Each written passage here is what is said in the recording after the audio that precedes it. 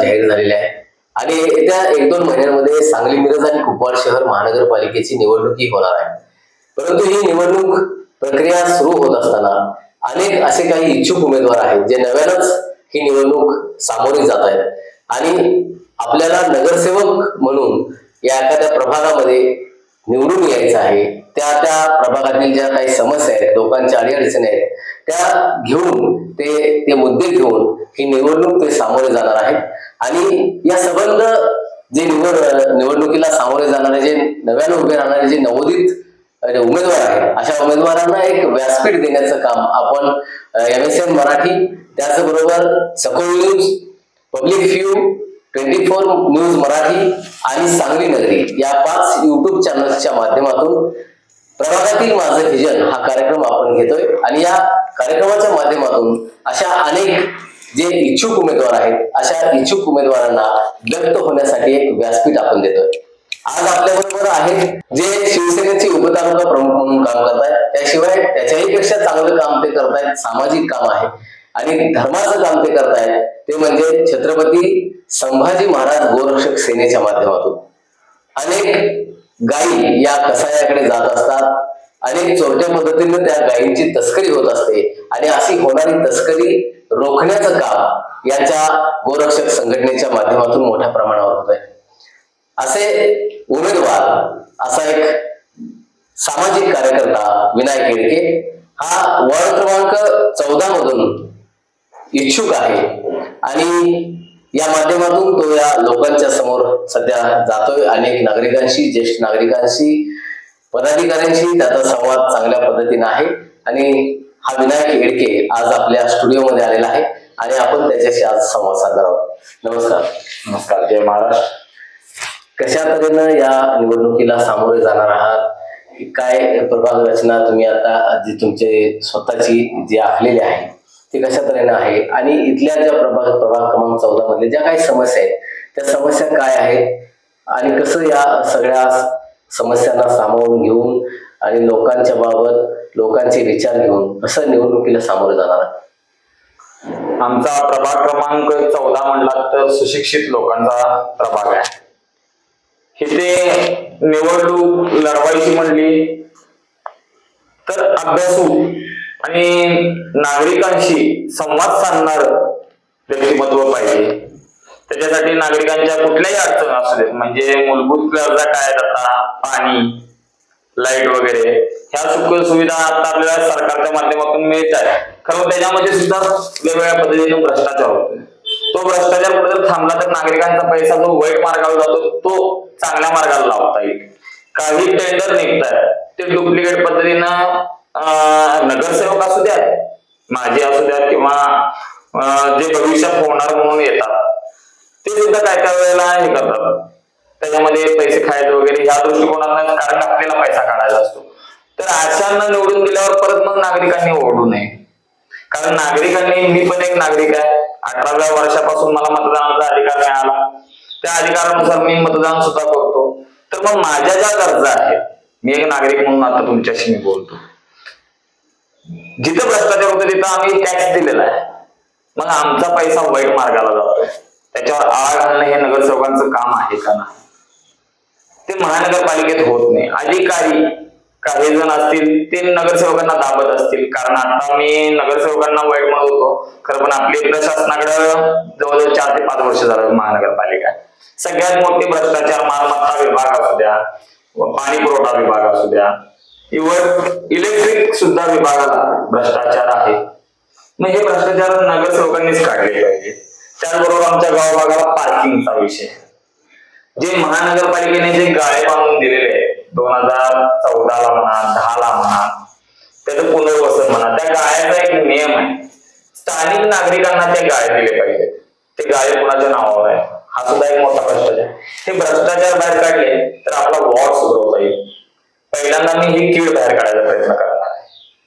अशा तऱ्हेनं लोकांशी या समस्यांना घेऊन लोकांशी काही संवाद साधताय का? कशा तऱ्हेने त्यांच्या समोर जात आहे आणि आता ती तुम्ही निवडणूक लढताय तर लोकांची चाचपणी, म्हणजे त्यांच्या लोकांच्या मनामध्ये नक्की काय आहे, भावना काय आहेत, आताचे जे नगरसेवक, ज्या आता माजी नगरसेवक म्हणून ज्यांनी काम केलेलं आहे त्या नगरसेवकांच्या विषयी त्यांच्या मनामध्ये काय आहे आणि तुम्ही आता नव्यानं उभारणार आहे, तुमच्यासाठी त्यांची काय भूमिका आहे? आतापर्यंत मी जे केलेलं काम आहे त्यातून जे मला वयस्कर किंवा माझे गुरुवर्य असतील, शाळेत शिकवणारे शिक्षक असतील किंवा ज्यांच्या मी मदतीला गेलोय ते मला डायरेक्ट सांगतात, नाही तुझं काम चांगलं आहे, तुझा रिपोर्ट चांगला आहे, तू उभा, आम्ही तुझ्या पाठीशी आहोत. खरं पण मतदानाच्या याने त्यांनी पाठीशी उभारतोय. कारण आता एक नवीन एक स्टेटस तयार व्हायला आले. उभा राहायचं म्हणलं 6 महिने इलेक्शन आले तोंडावर की नवीन चेहरे येतात, दादा भैया भाऊ, हे पोस्टर्स फ्लेक्स लावून ऍड केली जाते. त्याच्यामध्ये अट्रॅक्शन म्हणजे दिखावायची दुनिया जी म्हणतात. हॉटेल किती पण चांगला असू द्या, त्याच्या आतमध्ये गेल्यानंतर जेवणाची चव काय आहे त्याच्यावर त्या हॉटेलची वाईट करते. तसंच हे आहे. मग दिखावा बघून जर नागरिकांनी दिले तर फासणार, परत 5 वर्ष मग बोलता येणार. मग नागरिकांनी कोणाला द्यायचं निवडून आणि कोणाला नाही. आम्ही आता जवळजवळ 20 ते 22 वर्ष झालं मी त्या क्षेत्रात आहे. शिवसेनेची 2006 साली मी शाखा काढली. बाळासाहेबांचे विचार, आनंद दिघे साहेबांचे विचार, एकनाथजी शिंदे साहेबांच्या बरोबर माझी 2012 साली शिवसेना भवनच्या खाली भेट झाली. एका कामानिमित्त गेलो. आम्हाला साहेब नाही म्हणले, उद्धव साहेब तेव्हा होते आमचे, तेव्हा ते नाही म्हणल्यानंतर आम्ही खाली थांबलेलो. भाई आले, त्यावेळेला का आलाय म्हणून आम्हाला विचारले. मग सांगितल्यानंतर बरं ठीक आहे मी कागद दे मी बघतो म्हणले. आम्ही सांगली दोस्तोपर्यंत ते काम झालं. मग त्यावेळेपासून आम्हाला एकनाथजी शिंदे साहेबांचा स्वभाव आवडला. कारण जे बाळासाहेबांचे विचार आहेत किंवा शिवसेनेची जी देवळवण आहेत, 80% समाजकारण आणि 20% राजकारण, हे खरोखर बहीणच्या माध्यमातून पुढे चालत आलेलं आहे. त्याच ह्याला प्रभावी होऊन मी जेव्हा बंड केले त्यावेळेला मी डायरेक्ट 3ऱ्या दिवशी कोणताही शिवसैनिक आमच्या सांगली जिल्ह्यातले कोणी जिल्हा प्रमुख सुद्धा नव्हते किंवा येणार आहेत का नाही पक्षामध्ये किंवा हे पक्ष होईल का नाही स्थापन हे सुद्धा माहित नव्हतं. त्यावेळेला बहीणच्या ह्याच आकर्षणामुळे मी माझ्या फॅमिली सहित आत्मदानाचा इशारा दिला. बहीणच्या केसाला जरी धक्का लागला तर मग आम्हाला हे का प्रेम ओढलं? कारण त्यांनी बाळासाहेबांचे विचार, आनंद दिघे साहेबांचे विचार आणि आता तर त्यांनी गोरक्षकच्या बाबतीत जे केलेलं आहे, त्यांनी मुख्यमंत्री असताना धडाडीचे निर्णय घेतले. आतापर्यंत कोणताही मुख्यमंत्री असे निर्णय घेऊ शकला नाही की जे निर्णय बहिणी एका मिनिटात. आणि त्यांनी खरोखर नाथ संप्रदायामध्ये नाथ ज्यांच्या पाठीशी असतात त्यांना कधीही काही कमी पडत नाही आणि ज्यांच्या नावातच नाथ आहे मग ते लोकांना काय कमी पडू देणार आहे. अशा पद्धतीने एकनाथजी शिंदे साहेबांचं काम आहे. त्यांनी गोमातेला राज्यमातेचा दर्जा दिलेला आहे. आता राज्यमातेचा दर्जा दिलाय मान्य आहे, खरं त्याची अंमलबजावणी होणं गरजेचं आहे. सगळ्यात जास्त गळ्यात कापल्या जाते आमच्या सांगलीमध्येच कत्तलखाना. तो कत्तलखाना महानगरपालिकेची जमीन आहे, त्याच्यावर अग्निशामकचं आरक्षण आहे. त्याचा ठराव झाला 2010 साली. ते काय बंद करतो म्हणले, परत आम्ही मध्ये 3 महिने बंद ठेवला. राजकीय नेते आता यांच्यात कोणाचा काय स्वार्थ आहे ते आम्हाला कसं कळणार? कारण आपलेच दात आणि आपलेच वोट ह्या पद्धतीने आता इथे राजकारण चालू. आता ही निवडणूक सामोरी जात आहे व प्रभाग क्रमांक 14 जो आहे तो खरं तर गाव भाग असेल, सिद्धार्थपुरी एकीकडे गाव भाग म्हणजे एकीकडे सवर्णीय जे आपण बघायला गेलं ब्राह्मण समाज खूप मोठ्या प्रमाणामध्ये गाव भागामध्ये आहे आणि त्यालाच लागून इकडं सिद्धार्थनगर आहे, तो विभाग प्रभाग 14 मध्ये येतोय. तर दोन्ही विचारसरणीच्या लोकांशी संवाद साधताना कुठल्या गोष्टीला सामोरं जावं लागतंय तुम्हाला, कशी हे करावं लागतं? कसं आहे, आता आम्ही लहानपणापासून इकडे गाव भागात मी राहतो. इकडे आमच्या इकडे ब्राह्मण समाज, जैन समाज जास्त आहे, तिथे राहतो. सिद्धार्थ परिसर मध्ये आमच्या सिटी स्कूल मध्ये सुद्धा तिथं आमचे बॅचमेटचे होते. आता तो आधी सारखा परिसर राहिलेला नाही, म्हणजे जे आपण अशिक्षित म्हणू तसं काहीच राहिलेलं नाही. तो सुद्धा गाव भागामध्ये समाविष्ट झाल्यागतच आहे. कोणी आता अशिक्षित नाही किंवा कोणी असं बाजूला पडले असं म्हणायचं कारण नाही. कारण ते सुद्धा व्यवस्थित त्यांनी आपल्याला डेव्हलपमेंट करून घेतलेलं आहे. तुम्ही त्यांच्याशी बोलताना आम्हाला काही असा त्रास होत नाही किंवा त्यांच्या काय ज्या अडचणी आहे. आता तिकडचा भाग तो पूरपट्ट्यामध्ये येतो, त्यामुळे तिकडे डेव्हलपमेंट झालेली ती सुद्धा डेव्हलपमेंट आम्ही हळूहळू करू. कारण तुम्ही साथ दिला हाकेला आम्ही 100%. तुम्ही जर म्हणलात आमच्याच दारात आणि करा तर असं थोडी प्रत्येकाच्या दारात जाऊन होत. नागरिकांच्या अडचणी एखाद्या प्रमुखासमोर गेल्याशिवाय प्रमुखाला सुद्धा कळत नसतं. आणि मी आजपर्यंत जे काम केलेलं आहे, कोणाचीही अडचणी होते, जोपर्यंत ते काम पूर्ण होत नाही तोपर्यंत मी लक्ष काढत नाही. त्याचा पाठपुरावा पूर्ण करून ते काम मी करून देतो. आणि असं जे नागरिकांना आता सुद्धा मी वचन देतो की भविष्यात जे काय येईल, तुमच्या कधीही अडचणी असू दे, तुम्ही आठवड्यातून एकदा प्रत्येक भागाच्या म्हणजे 2-2 गल्ल्या करून त्याचे एक जनसंवाद म्हणून मी हॉल वगैरे करून एखादा रविवार ठरवून आठवड्यातून 1-2 असे आम्ही जनसंवाद सुद्धा ठेवू. शिवसेना आली तुमच्या दारात. आता बघायला गेलं तर खरं तर निवडणूक आता आलेलीच आहे. वातावरण निर्मिती चालू आहे. प्रत्येक पक्ष संघटना असतील, सामाजिक संघटना असतील, आपापल्या मोर्चे बांधणीला सुरुवात झालेली आहे. प्रत्येक प्रभागामध्ये, प्रत्येक वॉर्डामध्ये कार्यकर्त्यांना एकत्र करण्याचं काम चालू आहे. तर असं संबंध हे वातावरण पाहता प्रभाग क्रमांक 14 जर पाहिला तर याच्या आधीचे जे नगरसेवक होते ते प्रस्थापित नगरसेवक असेच आहेत. म्हणजे 2-2, 3-3 वेळा निवडून आलेले प्रस्थापित नगरसेवक आहेत. पण असं असताना तुम्ही आता नव्यानं पुन्हा उभारताय, या प्रस्थापित नगरसेवकांना टक्कर कशी देणार? कसं असतंय, प्रस्थापित आहे, कुठे ना कुठे नाराजी असतेच नागरिकांमध्ये. काही चुका त्यांच्यातून पण घडलेल्या आहेत. मग त्याचं कसं असतं, नागरिकांच्या मुखातून एकाच्या मुखातून एक शब्द गेला तोच तिसऱ्याला जाईल असं नसतं. मग त्याला मसाला वगैरे लागलेलाच असतो. मग त्यातून त्यांचा बॅक फूट तयार होतो. कारण आतापर्यंत जे गावभागामध्ये घडलेलं आहे, नगरसेवक ते सर्व चांगले भेटले खरं, पण जेव्हा प्रशासकाच्या हातात गेलं तेव्हा नगरसेवक आमच्याकडे कुठे काय, आम्ही काय तुमचं हे करू का, हे असं कुठं ना कुठं बोललेले आहे. काही वेळेला पुराच्या टायमाला 2 दुजेपणा केलेला आहे. काही गल्ल्यांमध्ये दिलेला आहे, काही गल्ल्यांमध्ये नाही दिलेला आहे. काही वादावाद असतात मंडळात, त्याच्या ह्याच्यातून मतभेद झालेले आहेत. हे सुद्धा कुठेतरी जमात धरले पाहिजे. आणि असं म्हणत नाही की आता यांनी वातावरण निर्मिती म्हणजे काय, तुम्ही पैशाचा खेळ करताय, मंडळाला पैसे देताय, कुठल्या माता भगिनींना किंवा कुणाच्या घरात जाऊन कुठल्या विद्यार्थ्याला मदत करत नाहीये. तुम्ही एक मंडळाला पैसे देताय, तेवढे 6 महिने इलेक्शन आले, त्या वर्षीचा सण किंवा त्या वर्षी जयंती होणार त्या 6 महिन्याची, मग त्याच्या पुढचे 4 वर्ष का मंडळांच्याकडे बघत नाही. मग अशांना निवडून दिलं तर तरुण पिढीला पण वाटतं का? मंडळाचे फ्लेक्स लावणे, वाढदिवसाचे आता पोस्टर बघितला तर सगळीकडे तुम्हाला वाढदिवस दिसतील. मग इतके वर्ष वाढदिवस का केले नाही? तेव्हा का नागरिकांना तुम्ही लक्षात घेत नाही? तेव्हा का तुमचे मित्र परिवार तुम्हाला दिसले नाही? मी आंदोलन करतो त्यावेळेला सुद्धा आम्ही या म्हणलं तर नागरिक येत नाहीत. आता युवा क्रांती मंडळाच्या जो ट्रान्सफॉर्मरला चिपकून एक्सपायर झाली मेळगुले काका, त्यावेळेला तिथल्या नागरिकांनी पाठिंबा देतो म्हणले, सह्या दिली, आंदोलनाच्या टायमाला नाही आले.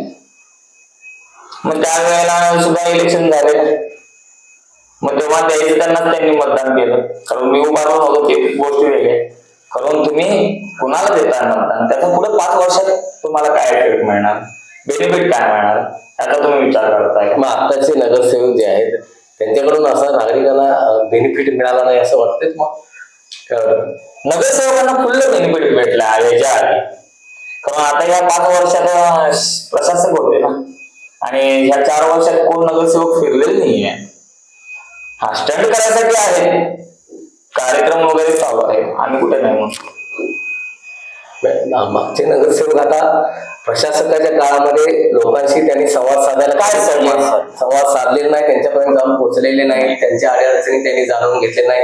आता प्रशासकाच्या ताब्यात असणे म्हणजे काय, त्याच्यावर एखादी कमिटी बसलेली असते, ती शासनाच्या थ्रू असते. नगरसेवक हे जेव्हा लोकप्रतिनिधी म्हणून महानगरपालिकेत जातात, नगरसेवकाचं काम काय, आपण सेवक आहोत नागरिक. इव्हन हे आता जे प्रशासक आहेत ते सुद्धा नागरिकांचे नोकरच आहेत. कारण त्यांच्या जे पैसे मिळतात किंवा नगरसेवकाला जे मानधन मिळतं ते नागरिकांच्या टॅक्स मधून मिळतं. मग कोणी असू दे, तो प्रतिनिधी म्हणून गेला तरी सुद्धा त्यांनी जात धर्म हे सगळं बाहेर सोडून नागरिकांची समभावनेने वावरलं पाहिजे. कारण संविधान पण तेच शिकवतात आणि आपले वेदशास्त्र पण तेच शिकवतात. एखाद्या गादीवर जेव्हा बसतो आपण, आता गादी का म्हणतोय, कारण ते मानस्थान असतं. न्यायाधीश म्हणा, मुख्यमंत्री, नगरसेवक ही मानाची स्थान आहे. मग त्या माणसाला सल्यूट नसतो, त्या गादीला नमस्कार करतात. कारण नगरसेवक झाल्यानंतर माणूस त्या गादीपेक्षाही स्वतःला मोठं समजतो आणि नागरिकांना तुच्छ करतो. मग अशांना तुम्ही निवडून देऊन काय करणार आहे? मग आताचे जे नगरसेवक आहे प्रभाग क्रमांक 14 मधले ते असेच आहेत असं वाटतंय का तुम्हाला? काय आरोप करताय त्याच्यावर?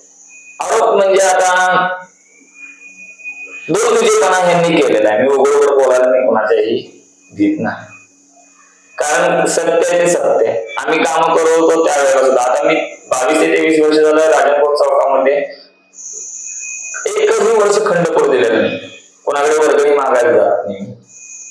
शिवजयंतीला बाकीच्या सगळ्या मंडळांना, माझ्या आजूबाजूच्या मंडळांना हे नगरसेवक भेट देतात. मेन रोडला माझं मंडळ आहे, कधी येऊन तिथं बघायची काही हिंमत झाली नाही हो, का भेट द्यायची हिंमत झाली नाही. किंवा तिथे एखादा सांस्कृतिक कार्यक्रम या नाही आपण एक तुम्ही सांस्कृतिक करताय ना, संस्कृती करताय, मग एकाला एक आणि एकाला एक का?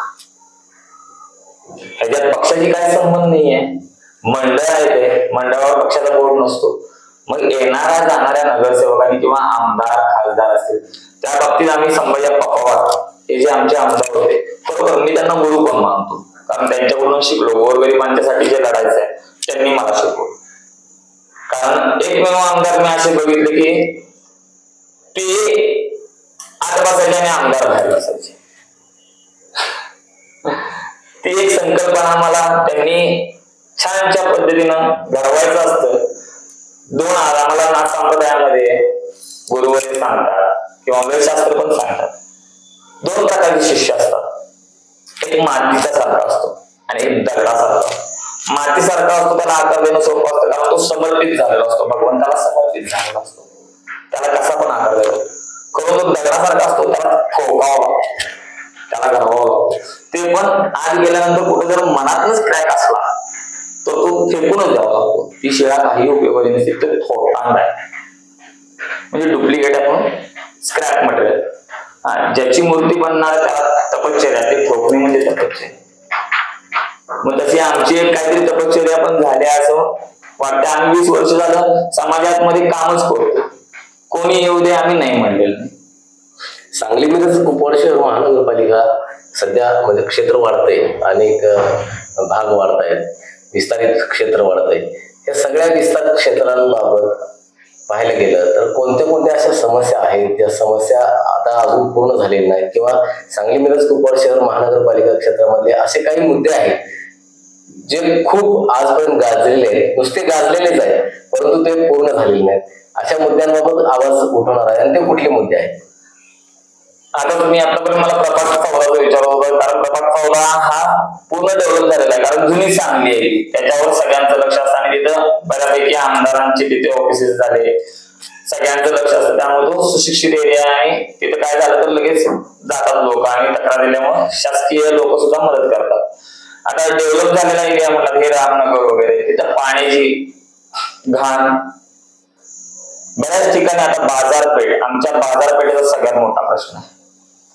बाजारपेठ आहे तर तिथं बाथरूमची वगैरे महिलांची सोय नाहीये, मंदिरांची पण दुरावस्था आहे. जिथं डेव्हलपमेंट आता चालू आहे, तुमच्या अपार्टमेंट्स वगैरे वाढले, त्या अपार्टमेंट्सला काही पार्किंग नाही, बेकायदेशीररित्या नाल्यावर बांधलेले आहेत. नाला तटला की परत पूर येतो, पुरामुळे आजूबाजूचं नुकसान होतं. गोरगरिबांची घरं असतात, काही जण पैसे वाचवून प्लॉट घेतलेले असतात. आता काही जणांच्या पोलीस खात्यातले काही जण आहेत, वारणारी साईड वाढलेली आहे, तिकडे त्यांनी घर बांधलेले आहेत, तर त्यांच्या साईडचा प्लॉट कोणाचा तरी आहे, नाव माहित नाही काय, त्यांच्यामध्ये पाणी साठून तिथं रोगराई वाढले. त्याच्याकडे पण लक्ष दिलं पाहिजे. पाणी साठतंय, तुम्ही स्वच्छता ठेवा म्हणतात, मग दुसऱ्याच्या ह्याच्यात जाऊन ते स्वच्छ करताना परत आणि काहीतरी आलं तर रांगरटी, म्हणून लोक त्याला पण देतात. मग हे काम महानगरपालिकेने केलं पाहिजे किंवा तिथल्या प्रभागातल्या नगरसेवकांनी केलं पाहिजे, स्वतः लक्ष देऊन. ते होत नाहीये. आता ज्या गटरी बांधलेल्या आहेत त्याच्यामध्ये सुद्धा पाईप मध्ये सुद्धा घोटाळे आहेत. काही पाईपा कमी इंचाच्या घातलेल्या आहेत, काही ठिकाणी निम्म्यातनं रोड मधला उकरलेलंच नाही, ती मधली पाईप बदललेली नाही, मग दोन्हीकडे पाणी तुंबलेलं आहे. मग ह्या अवस्थेला कुठंतरी त्या काळातले नगरसेवक जबाबदार आहेत. म्हणून तर म्हणलं ना, प्रत्येक दोष काय असं देता येत नाही. नागरिक पण त्याच्यामध्ये सामील आहे. मी नागरिकांना पण दोषी म्हणणार, कारण जेव्हा इलेक्शन येतं त्यावेळेला तुम्हाला फ्लेक्स दिसतात, त्या फ्लेक्सवरचा माणूस दिसतो, त्याच्यात छानसा फोटो दिसतो, त्याच्यावर प्रभावित होऊन मतदान करतात. किंवा कोणतरी येऊन सांगतं बाबा मी आहे तुमचं करून देतो, मग ते 4 वर्ष काय येत नाहीत, 5 वर्ष काय येत नाहीत. याचा तुम्ही कधी जाब विचारला? तसं आमच्याकडून लिहून घ्या वाटल्यास. आम्ही जे दिघे साहेबांचे स्वप्न होतं तेच आम्ही स्वप्न करू. मी 14 नंबर प्रभाग तुम्हाला सोन्यासारखा बनवून दाखवेन. त्यानंतर आम्हाला शिवसेनेला परत पुढच्या वेळेला सत्ता द्या, ताकद द्या, वनात आम्ही ताक करून दाखवू. कारण आम्हाला एकदा जरी संधी दिला तर आम्ही काय तर करून दाखवणार आहे ना. जुन्याला जर रेंगाळत बसला तो मुरलेला आहे. कुठे डबरे पाडायचे आणि कुठे मुजवायचे हे मुरलेल्याला जास्त कळतं. याआधी अनेक सामाजिक कार्यामध्ये तुम्ही अग्रेसर आहे. महानगरपालिका किंवा वॉटर हाऊसमध्ये म्हणजे पाणीपुरवठा विभागामध्ये अनेक मोठा भ्रष्टाचार बोगस नळ कनेक्शनच्या माध्यमातून झालेला आहे.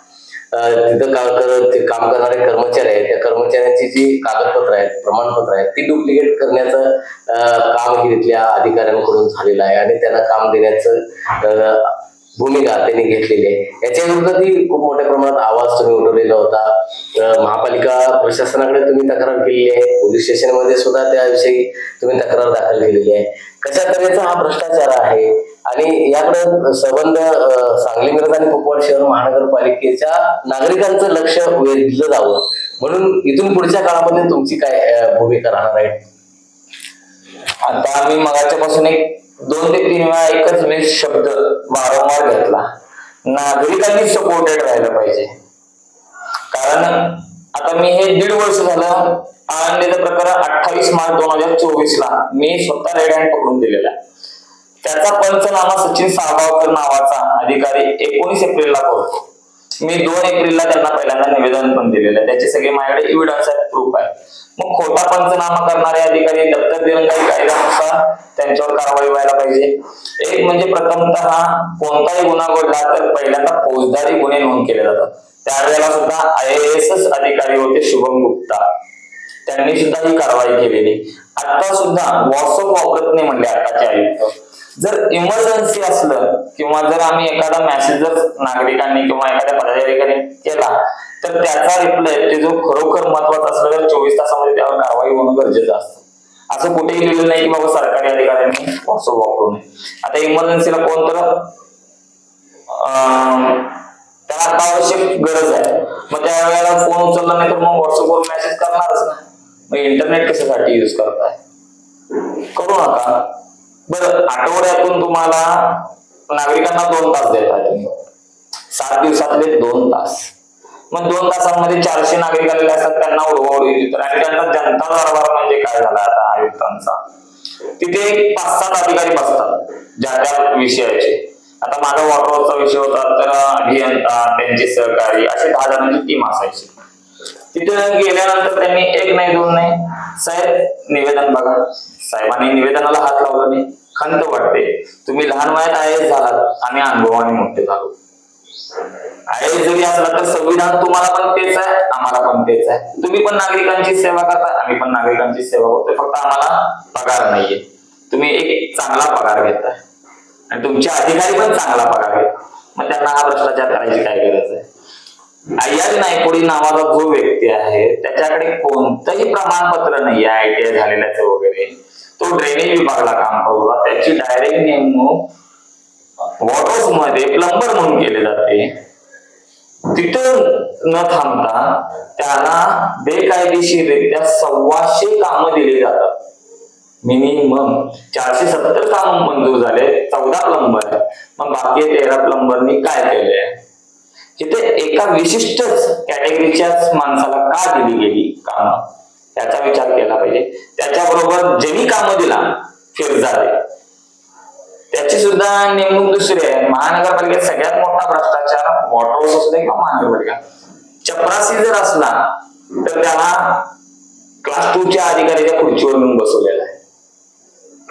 का? आमच्याकडे कामगार नाहीत आणि शिकलेली मुलं आहेत ना रिकामी, कारणा भरती. मग आता हा जो भ्रष्टाचार आहे तुम्ही सांगताय, तो भ्रष्टाचार कमी करण्यासाठीच ही निवडणूक तुमच्यासाठी महत्वाची ठरणार आहे का? नगरसेवक झाल्यानंतर या संदर्भात पहिला यांची कंपनी मोडणार, कारण हा भ्रष्टाचार हे अधिकारी करतात हे आता कळून चुकले. आता केस करा म्हणून आम्ही प्रूफ देतो, आयुक्त म्हणले तुम्ही प्रूफ करा. समोरची विरोधी पार्टी आल्याशिवाय आम्ही काय प्रूफ करणार? अय्यर नाईकवाडीला पहिल्यांदा अटक केली पाहिजे, कुर्णेंनी डुप्लिकेट कागदपत्रांवर सह्या केल्या त्यांना अटक झाली पाहिजे. मग तुम्हाला काय असेल ते प्रूफ होणार ना. का नुसतं प्रूफ करा बोलण्याने कुठली गोष्ट प्रूफ होत नाही. तुम्ही अर्ज बघायला तयार नाही, मग काय प्रूफ करणार? तुम्ही एक IAS म्हणून आलेला आहात तिथं, तर तुम्हाला एवढं समजत नसलं पहिली स्टेप काय आहे. बोगस निघलंय म्हटल्यावर तुम्ही पहिल्यांदा पोलीस स्टेशनला बोलवून घेऊन FIR नोंद करायला पाहिजे, त्यांची चौकशी लावा. पोलिसांनी पण अजून हालचाल केलेली नाहीये. दीपावली सण असल्यामुळे आम्ही शांत बसलेलो आहोत. हे 2-3 दिवस दीपावलीचे संपले की आम्ही या बाबतीत SP-ना पण विचारू, स्थानिक आमदारांना पण सांगू, याच्याकडे नागरिकांनी पण लक्ष द्यावं अशी माझी कळकळीची विनंती आहे. कारण हे तुमचे पैसे आहेत, त्यांनी लाखो रुपयाची प्रॉपर्टी यांची खातेन्याय चौकशी करणं गरजेचं आहे. सांगलीमध्ये आता मोठमोठे घोटाळे घडलेत, आता लँडचा सुद्धा घोटाळा चालला. महानगरपालिकेच्या जमिनी हे अधिकारी आणि काही आजी माजी असतील राजकीय नेते त्याच्यामध्ये समाविष्ट असतात.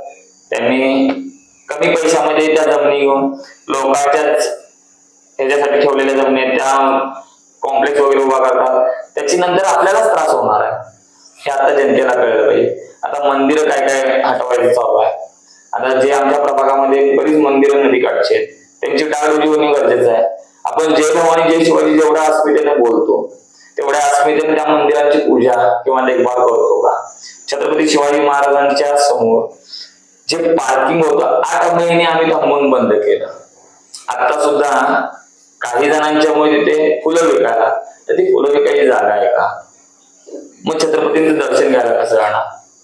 गाडी लावणारे डायरेक्ट म्हणतात मी याचा पाहुणा आहे, मी त्याचा पाहुणा आहे, मी ह्याच्याशी निगडीत आहे. तर तुम्ही कोण पण असाल, छत्रपती हे दैवत मानताय, फक्त जय भवानी जय शिवाजी देण्यापुरते नव्हे घोषणा. आता महानगरपालिकेच्या निवडणुकीला घेऊन वरिष्ठ जे नेते आहेत तुमच्या राज्याचे, शिवसेनेचे एकनाथभाई शिंदे यांच्याशी कसा संपर्क तुमचा राहिला आहे, किंवा इथले जे स्थानिक जे शिवसेनेचे पदाधिकारी आहेत त्यांच्याशी कसा संपर्क, आणि या दोघांची सांगड घालून कशा तऱ्हेने या निवडणुकीला तुम्ही सामोरे जाल? माझं तर एक म्हणणं आहे, मी मगाशी सांगितलं एकनाथजी शिंदे साहेबांच्या बाबतीत माझ्या काय भावना आहेत आणि मी त्यांना का मानतो. तसंच हिंदू बघायचं म्हटलं तर माझ्या नंतर आलेले आमचे मोठ्या वरिष्ठ पदावर बसलेले आहेत. पदावर बसलेले म्हटल्यावर मला त्यांना मान देणं गरजेचं आहे, कारण त्यांनी पण शिवसैनिकांना तेवढा मान देणं गरजेचं. मला माफ करा, कधी आपल्याच घरातलं फोडायचं नसतं, कारण काय काय गोष्टी असतात त्या सांगितल्याशिवाय त्याला आवाज सुद्धा बसत नसतो. आम्हाला विश्वासात घेऊन कोणता तरी एखादा कार्यक्रम करावा, आम्हाला निरोपच नाही आले म्हणून आम्ही बहिणींना भेटून विचारणार आहे, साहेबांना सांगणार आहे, साहेब आमची ही शिवसैनिकांची कळकळ बघणार आहे का नाही. नाहीतर मग पक्षाने डावललं तर आता काय राजकारणामध्ये आम्हाला काय कोणता अजेंडा घेऊ वाटेमध्ये घालणार, त्या पद्धतीनेच आमची परिस्थिती होणार आहे. मग अपक्ष राहून आम्ही आमचा अजेंडा काय असेल ते आम्ही चालू, मग तेव्हा कोणत्या पक्षाची आम्ही जाय नाही का म्हणून.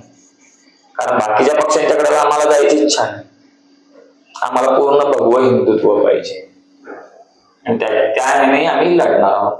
धर्म, देव, देश आणि जो समाजामध्ये विघ्न निर्माण करणार असेल त्याच्यावर अंकुश बसवण्यासाठी आम्ही सदैव प्रयत्न करतो, मग तो कोणत्याही जाती धर्माचा असो.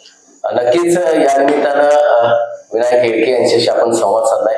देव, देश आणि धर्मासाठी इथून पुढचं राजकारण आम्ही हातात घेणार आहोत आणि शिवसेनेच्या वरिष्ठ नेत्यांनीही खालच्या पातळीवर जो काम करणारा, गावगाड्यामध्ये काम करणारा असेल किंवा शहरांमध्ये काम करणारा जो कार्यकर्ता आहे, सर्वसामान्य कार्यकर्ता आहे, त्या कार्यकर्त्यांच्या व्यथाही त्यांनी जाणून घेतल्या पाहिजे.